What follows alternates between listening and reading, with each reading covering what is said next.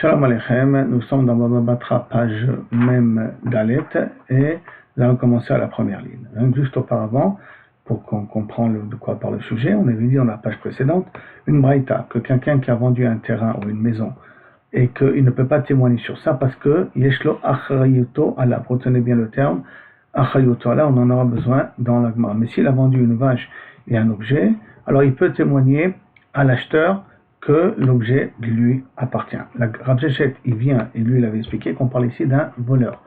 Quelqu'un qui a volé un terrain de Shimon et qui l'a vendu à Lévi, et que maintenant Yehuda vient être me'arer sur le terrain, et est-ce que le propriétaire, le vrai propriétaire Shimon, peut témoigner en faveur de Lévi? Et la Gemara après avait posé la question, si c'est comme ça, pourquoi parler spécifiquement que le propriétaire va essayer après de faire ressortir le terrain de Lévi, l'acheteur? Il n'a qu'à remettre en question contre Yehuda, et on avait expliqué que Yehuda avait aussi des preuves que le terrain lui appartient, Shimon il a des preuves que le terrain lui appartient, Yehuda il a des preuves que le terrain lui appartient, donc on est fit, on est égalité. Dans un cas pareil, Chachamim il vient qui disent qu'on va d'après celui qui est marzik le terrain, c'est pour ça qu'il est intéressé, parce que le terrain reste dans les mains de Lévi, l'acheteur. La Gemara demande, et pourquoi on est obligé de dire que le Gazlan, il a vendu le terrain de Shimon à Lévi? Le Lukmei, donc on commence maintenant la Gemara dans le même Dalet. Le Lukmei de Gazlan, on n'a qu'à parler que directement il a affaire avec le Gazlan. Mishum des cas, alors pourquoi on a besoin de dire qu'il a vendu le Gazlan, ainsi de suite?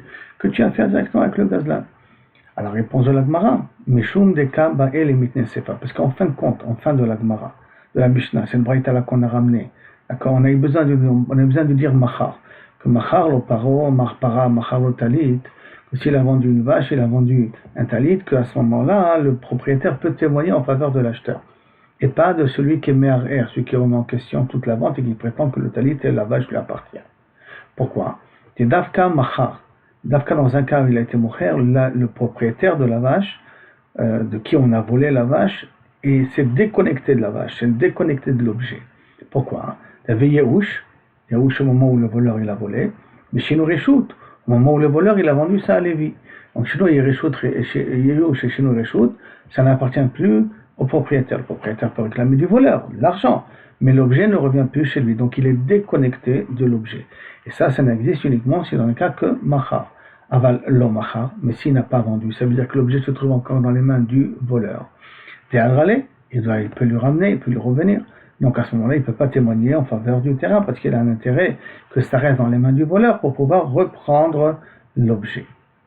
Donc Tana le Recha, Nami, Macha. C'est pour ça qu'il a écrit aussi dans la Recha, le cas de Macha, le cas du terrain, qu'on parle de Macha. Parce que comme dans la Sefa, au cas de la vache, on est obligé de parler dans un cas de Macha. C'est pour ça qu'il a écrit dans la Recha aussi Macha. La Gemara demande, le Sefa Nami, Nehidemi Yaesh Bigoufé. Bon, je veux bien, il est mityaesh de ne plus prendre l'objet. Aval, midamem yaesh, et qu'il est mityaesh de l'argent. Donc il a tout intérêt de témoigner que l'objet n'appartient pas à Yehuda. Comme ça, il peut le reprendre du voleur. Parce que si Yehuda, il gagne dans le jugement, donc l'objet appartient à Yehuda, et lui, il ne peut rien réclamer du voleur, parce qu'en fin de compte, l'objet n'est pas à lui. Donc, midamem yaesh, c'est-à-dire qu'on répond à la Gemara, lo tzricha. Ici, on parle d'un cas très particulier, des mita gazlan, que le voleur, il est mort. Et alors? Bon, il ne peut pas réclamer l'argent du voleur. Tetna, parce qu'il y a marqué, hagozel ou machil et banav. Quelqu'un qui a volé un objet et qui l'a fait donner à manger à ses enfants, c'est que seulement ils ont consommé l'objet. Vini achlifneem, ou qu'il a posé des mots, pturim mi le shalem. Les yorshim sont pturim de rembourser l'objet, de rendre l'objet. Donc ici, ils sont pturim de rendre l'objet par rapport au gazlan. Il n'a pas d'intérêt parce qu'il ne pourra pas gagner grand-chose, puisque le gazlan est niftar, il ne pourra pas réclamer l'objet chez le gazlan, il ne pourra pas réclamer l'argent chez le gazlan. La Gemara dit, si c'est comme ça, mais le Kumabi Oresh, on n'a qu'à expliquer, au lieu d'expliquer dans un cas d'un gazlan qui a volé de Shimon et qui l'a vendu à Lévi, et que vient Yehuda et le Me'arer, on n'a qu'à parler tout simplement d'un Oresh, où quelqu'un, il a venu, le gazlan, il est mort, et il a laissé hériter ça à ses enfants. Alors la Gemara dit, Anicha le mandama reshut shoresh lav kereshut lokeach. Si on va d'après le mandama qu'un héritier n'est pas comme un lokeach, donc ça ne s'appelle pas un shenouï reshut. Il n'y a pas un shenouï reshut, donc ça veut dire que l'objet est resté dans les mains du gazlan. Resté dans les mains du gazlan, c'est pour cela que je ne peux pas témoigner, parce que tout intérêt il serait sur le gazlan pour que je puisse reprendre mon objet. Shapir, Ça marche bien. Et là, les mandama reshut yoresh keshut lokeach. Mais si on va d'après le mandama qui dit qu'un héritier c'est comme un acheteur, comme un lokeach, donc il y a chino le reshut. Donc ça veut dire que ça revient aux héritiers du gazlan. Donc pourquoi on ne parle pas d'un cas de gazlan? Mais maïka les mema. Et encore une autre question sur l'iceberg de Rav Sheshet. Pourquoi Rav Sheshet est obligé d'expliquer qu'on parle d'un cas d'un voleur? Votre kashia les abaye. En plus, c'est une autre kashia qui abaye là-dessus. Comment il y a marqué, je vous rappelle dans la Braïta, il y a marqué Tanur Abanan, Machar lo bait, Machar lo saveh, En meid alav, il ne peut pas témoigner dessus, Mipne she achrayuto alav, parce qu'il a une responsabilité dessus. Chayuto alav, En achrayuto alav, et dans les objets mobiles, la vache, il n'a pas de responsabilité, non. Mipne she chozeret lo, Vena chozeret lo. Non, parce que, pourquoi il ne peut pas témoigner? Parce que sinon, l'objet pourra lui revenir. On pourra ne lui reviendra pas. Donc, un des deux. Si avec un objet mobile, il ne reviendra pas, avec un objet qui n'est pas mobile, il reviendra. Donc, on aurait dit le mot chozeret mibayel. Et là, il faut expliquer la braïta comme ça.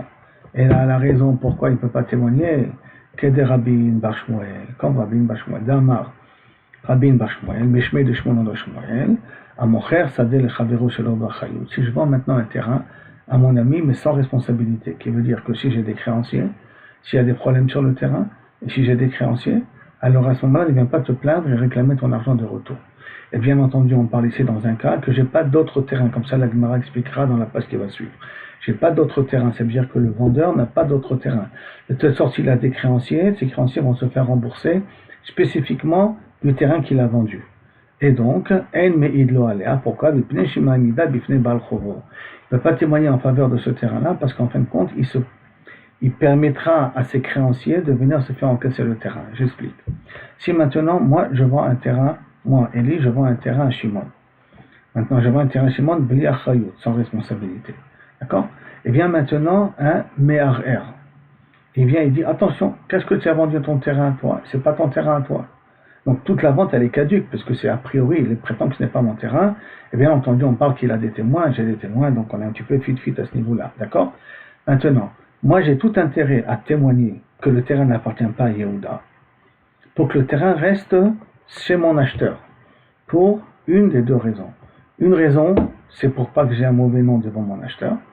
Deux, pour que si maintenant moi j'ai des créanciers, ils peuvent venir se faire encaisser de mon terrain. Parce que si Yehuda il a raison que le terrain lui appartient, donc ce terrain n'a jamais été en ma possession, alors à ce moment-là, mes créanciers à moi, s'ils veulent se faire rembourser et j'ai pas de quoi leur faire rembourser un autre terrain, puisqu'on a dit que c'était le seul terrain que j'avais, alors à ce moment-là, mes créanciers vont vous considérer Chas B'Shalom comme un menteur, comme un voleur. Alors pour que j'ai pas un shemra de l'Ovev et Noporia, que j'emprunte et je rembourse pas, j'ai tout intérêt que le terrain il va rester dans les mains du l'acheteur. Comme ça, mes créanciers pourront venir se faire encaisser au cas où je n'ai pas de quoi rembourser. Ah, vous allez me dire, mais par rapport à l'acheteur, je suis à porte-à-faux, j'ai une mauvaise image. N'oublions pas que j'ai vendu à l'acheteur Belo Achayut, sans responsabilité. Et sans responsabilité, ça veut dire que je lui ai fait comprendre que s'il y a un problème, n'importe lequel, ne vient pas me voir. Donc, je n'ai pas un mauvais nom par rapport à l'acheteur, parce qu'il a accepté d'acheter. Et ça, c'est la svara de Shmuel. Et c'est pour ça qu'on a dit qu'à Machar, je ne peux pas témoigner. Si j'ai vendu un terrain à quelqu'un, je ne peux pas témoigner en faveur de ce terrain, sans parler de voleur, sans parler spécifiquement que le voleur a vendu ça à quelqu'un d'autre, tout simplement parce que j'ai tout intérêt que l'objet reste dans les mains de l'acheteur. Pour que si j'ai des créanciers, il peut venir se faire encaisser. Et la Gemara continue.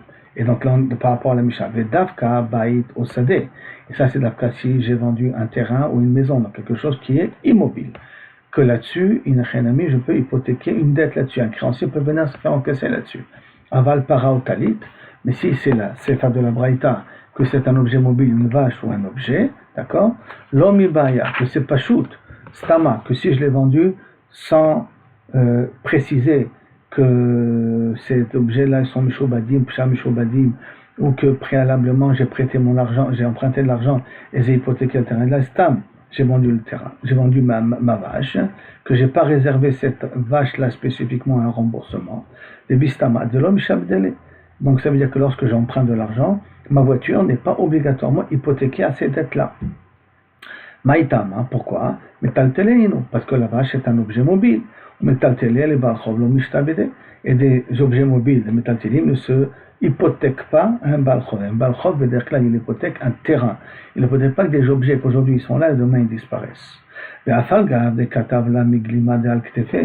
Bien qu'il lui a écrit, tu pourras te faire encaisser jusqu'à ma veste, ça veut dire quand j'ai emprunté l'argent. J'ai dit, et tu pourras te faire rembourser jusqu'à ma veste. Quand l'objet est ici présent, c'est-à-dire qu'il est encore dans ma possession.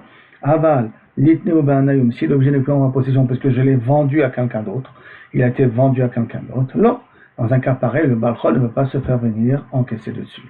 Et la file ou même si tu veux dire qu'il a écrit explicitement que la vache elle était hypothèque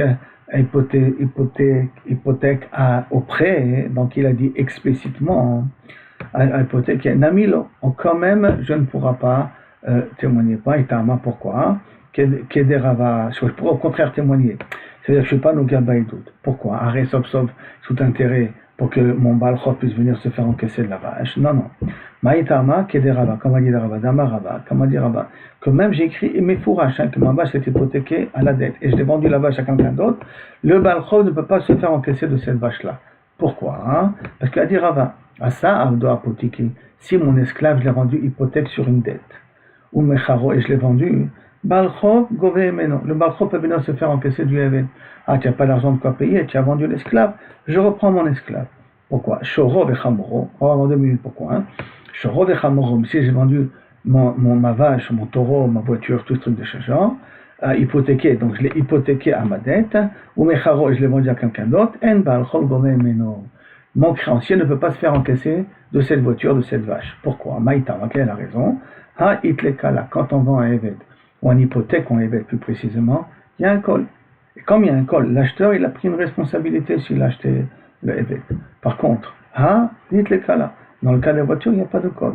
Comme il n'y a pas de col, alors à ce moment-là, la personne ne pourrait pas savoir que justement, il a un problème. Donc automatiquement, il n'y a pas d'hypothèque sur ça. Pourquoi? Parce qu'il n'y a pas un col. Les gens ne peuvent pas faire attention à ne pas acheter une vache ou acheter un taureau ou n'importe quoi qui est mobile, à part, bien entendu, un évêque. Parce que il n'y a pas de col, les gens ne savent pas que cet objet a été hypothéqué. Ok, donc c'est pour ça que Kaviachol, je peux témoigner si j'ai vendu la vache et que quelqu'un met arrière sur la vache, ma propriété sur la vache, je peux témoigner en faveur de l'acheteur, que la vache n'appartient pas à Yehuda. Donc la Gemara demande, Velichouch, Dilma Aknele Metaltele Gam Ekarke. Et que tu as qu'à être recherche qu'en fin de compte, quand il a vendu la vache, il n'a pas vendu que la vache. Il a vendu la vache avec plus précisément même, pas il l'a vendu, mais il a hypothéqué la vache à travers un terrain. Ça veut dire que lorsque je peux vendre des métaltélines sur des carcaoles, je vends mon terrain, je vends ma voiture en même temps que le terrain. Donc peut-être il lui a fait là-dessus acquérir l'hypothèque. Et donc les métaltélim, à ce moment-là, ils sont vraiment hypothéqués au créancier lui-même. Et donc je suis Nogaba et doute. J'ai tout intérêt que ça reste dans les mains de l'acheteur pour que mon créancier puisse se faire rembourser même de la vache. Damarava, comme m'a dit Rava, agvele metaltele, aknele metaltele la gamme kane, que si je le fais acquérir des biens mobiles à travers des biens immobiles, il a acquis. Mekarke kane mekarke, kane metaltele, il a acquis le terrain et il a acquis les metaltele en même temps. Donc si j'ai hypothéqué et le terrain et les métaltélines, donc Bevada qui pourrait se faire encaisser aussi les métaltélines, donc j'ai tout intérêt que les métaltélines restent dans les mains de l'acheteur pour que mon créancier puisse venir se faire rembourser, pour qu'on ait dit que je ne suis pas Nogabaïdout, Damara Frida, Vehoud et Katabla de l'Okas Marta. Et quand est-ce je peux vendre des biens à travers un terrain? Quand j'écris aussi dans le shtar de l'Okas Marta. Asmarta je vous rappelle que c'est quelqu'un qui a exagéré dans son engagement. Et donc c'est pour ça qu'il écrit mes fourrages, de l'Okas Marta, et pas comme des shtarot, des traites ou des contrats, mais qui sont des contrats fictifs. Toshafa des shtaré, c'est pas de vrais contrats, c'est rien pour à garantir un futur prêt que je pourrais avoir. Alors donc, comment c'est possible que tu dis qu'il est Neyman de témoigner en faveur de la vente de la vache? Donc quelqu'un en parle, il a acheté, il a vendu tout de suite, donc il n'a pas eu le temps de pouvoir hypothéquer la vache à quelque chose. Il a acheté, c'est un genre de coursier comme ça, il l'a acheté, il l'a vendu tout de suite après. La Gemara demande, il m'a déacné. Peut-être il a dit le matin, tout ce que j'achèterai au futur, je te le fais acquérir à travers le carca dès maintenant. Shmamina d'acné kana. Et que ce que tu veux déduire d'ici, que acné au futur, tu es kana. Ou machar, kana. Et que s'il a vendu, kana. Beorish, lo mishtabed. Et que s'il a riche, c'est pas mishtabed automatiquement, parce qu'il a déjà fait acquérir. Non, pourquoi on ne peut pas expliquer comme ça? Que peut-être, il a dit, je vais te faire acquérir de ce que j'obtiendrai. L'autre, des kamré edim, parce que les témoins, il y a des témoins qui témoignent, il a dit, nanbe behai, de lo habele arameolam. Nous témoignons que cet homme n'a jamais mis de terrain, donc c'est pas possible qu'il a fait kinyan agav karka. Comme c'est pas possible qu'il a fait kinyan agav karka, donc ça veut dire que le créancier ne peut pas se faire encaisser des biens mobiles. C'est pour cela que je peux témoigner en faveur de la vache. La mara papa. Par contre, Rav il vient et nous dit, bien qu'on a dit que quelqu'un qui vend un terrain sans responsabilité, ça veut dire que s'il y a un problème, tu ne viens pas me réclamer l'argent, ou Baal Chov et Talfa, et vient maintenant le Baal Chov et a effectivement pris le terrain, et no Choser Alav, il ne peut pas revenir vers le vendeur pour lui dire, rends-moi mon argent, il se trouve donc que ce n'est pas lui, malgré tout, Choser Alav, malgré tout il peut revenir. Pourquoi il peut revenir? Parce que si Bassof il s'avère que Kaviachol, le terrain n'était pas à moi, alors ça veut dire que dès le départ, la vente était caduque. Dès le départ, la vente était caduque.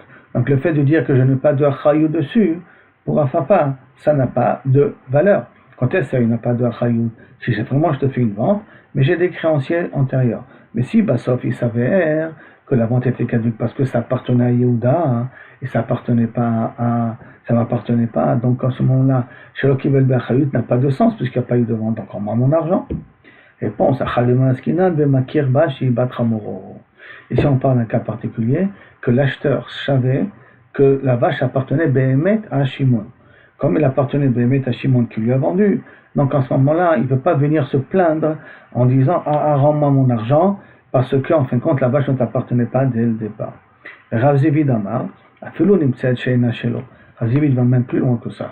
Même s'il s'avère qu'en fin de compte, la vache n'est pas à lui, et no choser, il ne peut pas venir et lui réclamer l'argent. Pourquoi? D'amarler, ça veut dire pour Rav Zevid, le fait de dire je te le vends, bli achayut, la vache, bli achayut, ça veut dire que milchatrila, je ne prends aucune responsabilité, inclus Bassof, s'il s'avère que la vache n'était pas à moi.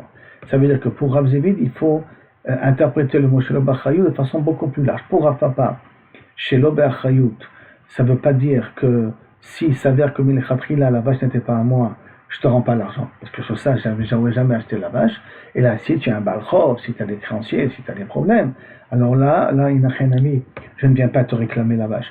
Mais si maintenant il s'avère que la vache n'était pas à toi, alors je viens de réclamer mon argent. Ça, c'est Rav Papa. C'est pour ça que Rav Papa il a été obligé d'expliquer que l'acheteur était témoigné ou lui-même avait dit, mais il faudra qu'il savait que la vache appartenait au vendeur. Par contre, pour Rav Zevid, il dit non. Le fait d'avoir dit Shelo B'achayut, c'est suffisant pour déresponsabiliser carrément le vendeur. C'est pour cela qu'il ne veut pas réclamer l'argent par la suite. Donc maintenant, on va revenir à un goufa qu'on a déjà dit auparavant avec le nom de Shmuel, mais Bezrat Hashem, on verra ça. À demain, au prochain shiur. Merci et à bientôt.